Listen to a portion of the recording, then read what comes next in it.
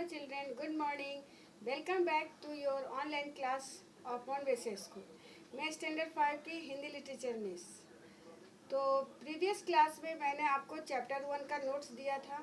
उम्मीद है कि आप लोगों ने लिख लिया होगा। आज मैं आपको चैप्टर 2 पढ़ाऊंगी। तो ओपन योर बुक, चैप्टर 2।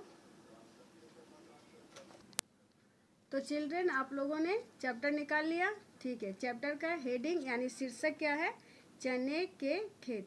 मैंने आपको प्रीवियस क्लास में बताया था कि ये जो कहानी है चने के खेत अकबर के समय की है। आपको तो पहले ही बताया था मैंने कि भारत पर अनेक विदेशियों ने आक्रमण किया और बहुत सारे विदेशी तो धन संपत्ति लेकर चले गए, लेकिन कुछ विदेशी शासन करने लगे।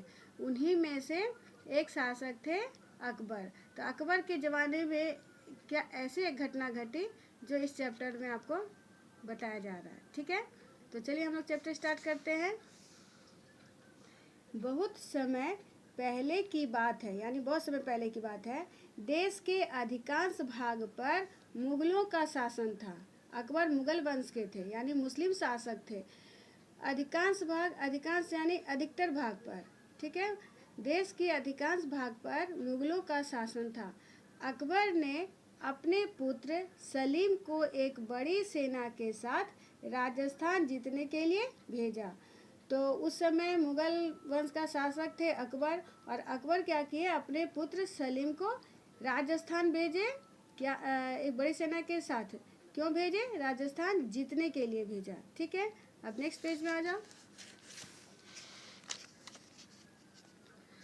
राजस्थान के एक इलाके में सेना ने डेरा डाला, यानी सलीम और उसके सेना राजस्थान के एक क्षेत्र में, एक इलाके में डेरा डालकर रुक गए। वहाँ पे घोड़े ताज़ी घास खाने के आदी थे।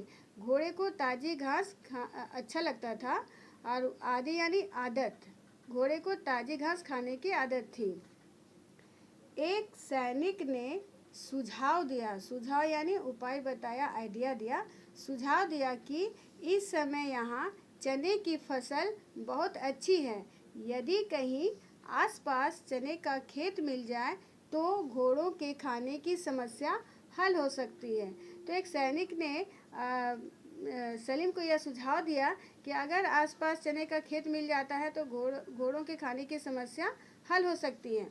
सलीम ने तत्काल यानी तुरंत सैनिकों को आदेश दिया, जाओ चने के किसी अच्छे खेत की तलाश कर हरे चने लाओ।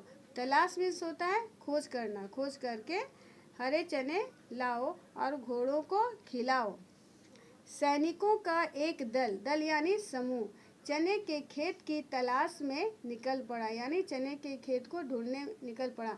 धीरे धीरे उन्होंने 2-3 मील का रास्ता पार कर लिया, लेकिन चने का खेत ना दिखा। काफ़ी दूर वो निकल गए, 2-3 मील चले गए, फिर भी उन्हें चने का खेत नहीं मिला।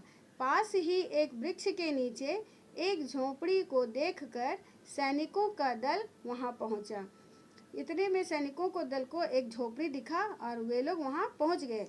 उस झोपड़ी में एक वृद्ध व्यक्ति रहता था। वृद्ध यानी बूढ़ा, एक बूढ़ा व्यक्ति रहता था। सैनिकों ने आवाज़ लगाई तो वह झोपड़ी से बाहर आ गया। सैनिकों ने उससे कहा, हम सलीम के सैनिक हैं, हमारे घोड़े भूखे हैं, उनके लिए हरे चने चाहिए। हमें बताओ कि हरे चने के खेत कहाँ है। तब से जब बूढ़े व्यक्ति अपने झोपड़ी से बाहर आए तो सैनिकों ने उनसे कहा कि अपना परिचय दिया कि हम सलीम के सैनिक हैं और हमारे घोड़े भूखे हैं, इसके लिए हमें हरे चने चाहिए, और चने का खेत का पता पूछा। वृद्ध समझ गया कि सैनिक खेत उजाड़ना है। वृद्ध को ऐसा लगा कि अब तो सैनिक खेत उजाड़ देंगे। यदि उसने खेतों का पता ना बताया तो वे उसे मार डालेंगे। और वृद्ध को यह भी लग रहा था कि अगर वो खेत का पता नहीं बताता है तो हो सकता है सैनिक उसे मार डाले। वह झट से बोला, चलो।